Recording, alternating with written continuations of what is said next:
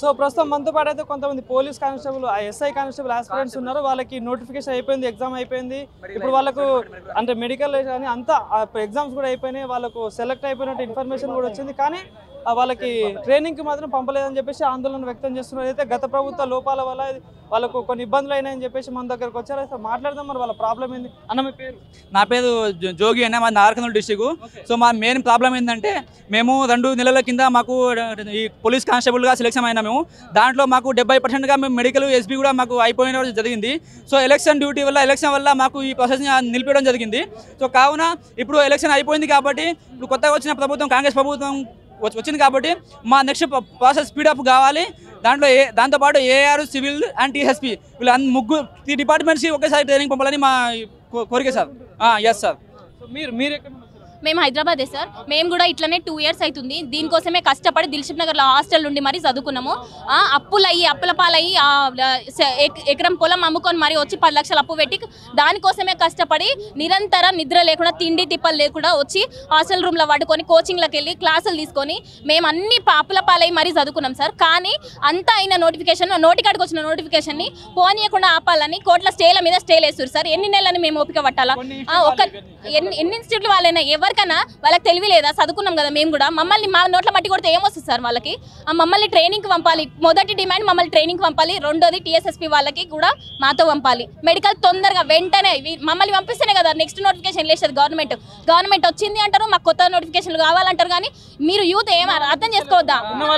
లేరు మా అన్నీ అయిపోయినాయి.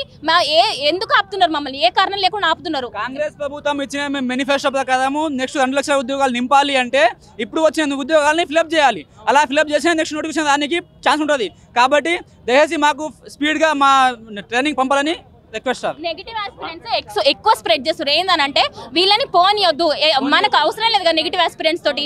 ఫెయిల్ అయిన వాళ్ళు ప్రతి ఒక్కరు ఇట్లా మాకు నోటిఫికేషన్ ముందుకోకుండా ఆపుతా అంటే ప్రభుత్వం ఎట్లా ఊకుంటుంది? దీనికి వెంటనే ఏదైనా ఒక చర్య తీసుకోవాలా. ఇట్లా మాకు యాంటీగా అయ్యేటోళ్ళని కూడా చర్య తీసుకోవాలని మేము. జియో నెంబర్ 46 కూడా రద్దు చేస్తా అన్నారు కదా. మాకు జియో గురించి అవసరం లేదన్నా, వాళ్ళు రద్దనే వేసుకొని ఏమైనా వేసుకొని మాకు జియో గురించి మాకు అసలు తెలియదు. మేము అన్ని దాటుకొని వచ్చినాము. జియో 46 వల్ల ఎవరికి లాస్ లేదు. ప్రతి ఒక్క డిస్ట్రిక్ట్కి నాదముల డిస్ట్రిక్ట్ నుంచి కూడా చాలా మంది వస్తుంది. సమాధానం ఉంది. ఎందుకంటే ఇంతకుముందు జియో 46 లేనందువలన ఓన్లీ మహబూబ్ నగర్, నల్లగొండ, ఖమ్మము ఈ కొన్ని డిస్ట్రిక్ట్ వాళ్ళే ఉండేవాళ్ళు టీఎస్ఎస్పీలో. ఇప్పుడు ప్రతి ఒక్క డిస్ట్రిక్ట్ నుంచి అందరికీ సమాన న్యాయం జరుగుతుంది కాబట్టి అందరికీ బెనిఫిట్ అవుతుంది దీనివల్ల. అన్న ఇప్పుడు జియో నెంబర్ 46 గురించి మాట్లాడుతున్నావు. అసలు నా సూర్యాపేట జిల్లా. నేనైతే జియో నెంబర్ 46కి వ్యతిరేకంగా ఉండాలి నేనైతే వాస్తవానికి. కాకపోతే నేనేమన్నా ఏమంటున్నా అంటే జియో నెంబర్ 46 అనేది మాకు నోటిఫికేషన్ ఇచ్చినప్పుడు జియో నెంబర్ 46 అనేది మాకు నోటిఫికేషన్లో మెన్షన్ చేసినారు. అయితే నోటిఫికేషన్లో మెన్షన్ చేసిన దాన్ని నువ్వు అప్పుడు ప్రశ్నించకుండా మాకు ఎఫ్డబ్ల్యూ రిజల్ట్స్ అనేవి వచ్చినాక ఎవరో యూట్యూబ్ ఛానల్ వాళ్ళు నీకు జియో నెంబర్ 46 ఉందని చూపిస్తే చిన్నది ఉన్నదాన్ని చూపిస్తే అది తీసుకొచ్చి ఇప్పుడు నువ్వు దాన్ని పోర్ట్రేట్ చేసినావు. అంటే ఇప్పుడు మేమేం చెప్తున్నాం అంటే జియో నెంబర్ 46కి మేము వ్యతిరేకం కాదు, మేము సపోర్టు కాదు.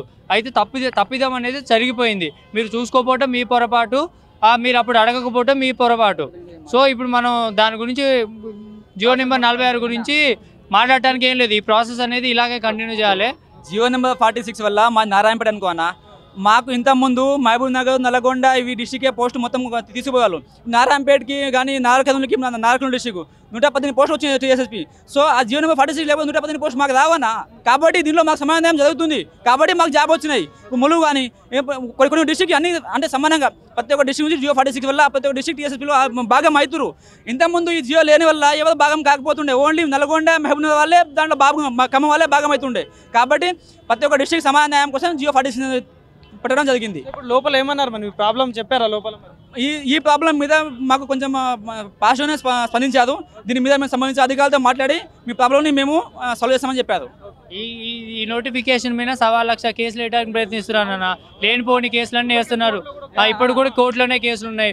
కొత్త జియో నెంబర్ ఎప్పుడో అయిపోయిన ప్రిలిమ్స్లో అయిపోయిన ఈడబ్ల్యూఎస్ కేసు కూడా తీసుకొచ్చి కొత్తది తెరపైకి తీసుకొస్తున్నారు.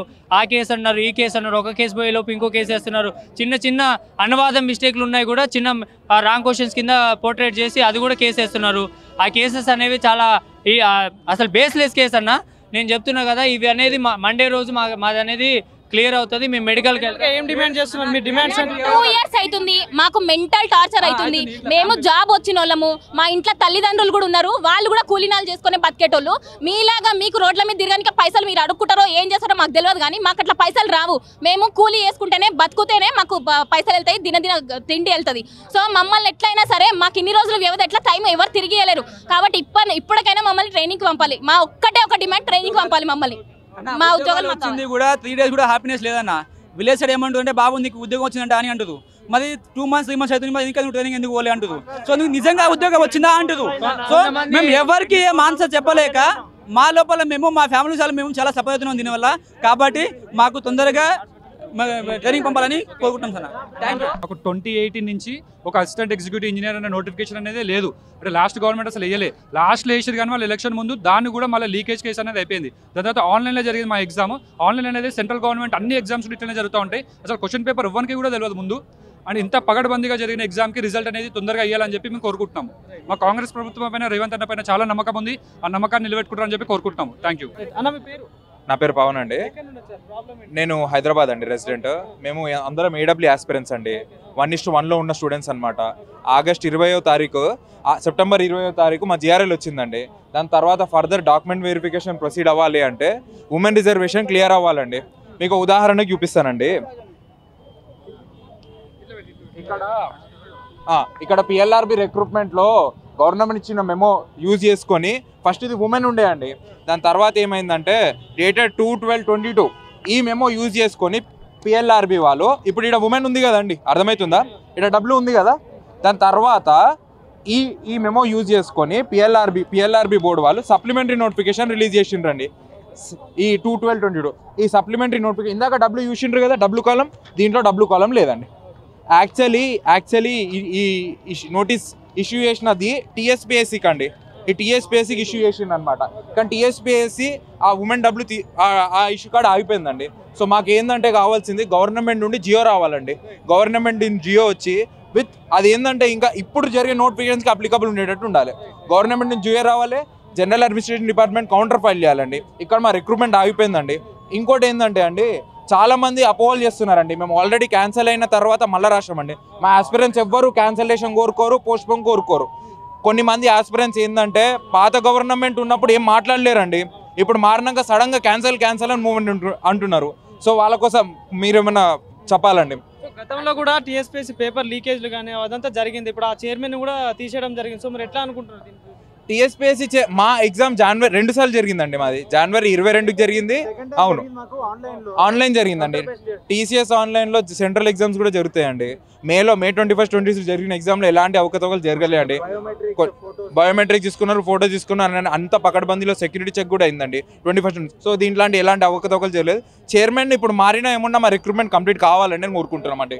మెయిన్ అదే డిమాండ్ అదే. అవునండి. రిక్రూట్మెంట్ ఇప్పటి వరకు జరిగిన exams AW, AE, PL, group 4, constable, ఇవన్నీ ఫస్ట్ మీరు కమిషన్ ఏర్పాటైనాక ఫస్ట్ గడిచిన ఎగ్జామ్స్, జరిగిన ఎగ్జామ్స్, కంప్లీట్ అయిన ఎగ్జామ్స్కి జనరల్ ర్యాంకింగ్ లిస్ట్ ఇవ్వమని, అలాగే కోర్ట్ కేసెస్ ఏమైనా ఉంటే క్లియర్ చేసి తొందరగా రిజల్ట్స్ ఇవ్వాలని కోరుకుంటామన్నా. గవర్నమెంట్ ఆర్డర్ ఇచ్చిందన్న మా ఫ్రెండ్ చూపెట్టినట్టు. ఆ ఆర్డర్ అనేది ఇప్పుడు పోలీస్ బోర్డు ఒకటే కాదు, police board, medical board, Gurukul board, లేటెస్ట్గా జెన్కో కూడా వాళ్ళందరూ అప్లికేబుల్, అందరూ ఫాలో అయ్యారు. కానీ టీఎస్పీఎస్ ఒకటే ఫాలో అవ్వట్లే. ఆ టీఎస్పీఎస్ని ఫాలో అవ్వమని మేము రిక్వెస్ట్ చేస్తున్నాం. ఫాలో అవ్వాలంటే గవర్నమెంట్ నుంచి జియో రావాలి. అట్లా మేము గవర్నమెంట్కి మనస్ఫూర్తిగా కోరుకుంటుంది ఏంటంటే ఒక గవర్నమెంట్ ఆర్డర్ రిలీజ్ చేసి ఇప్పుడున్న నోటిఫికేషన్స్కి అప్లికబుల్ చేసిస్తే మాది ముందెళ్తుందండి. మేము చాలా సఫర్ అయ్యామండి 1-2 years నుండి. ఎగ్జామ్ లీక్ అయిన తర్వాత సఫర్ అయినా తొందరలో ఎగ్జామ్ పెడితే రాసినామండి. ఇప్పుడు ఫర్దర్ డిలే అయ్యకుండా కోరుకుంటున్నామండి. Thank you.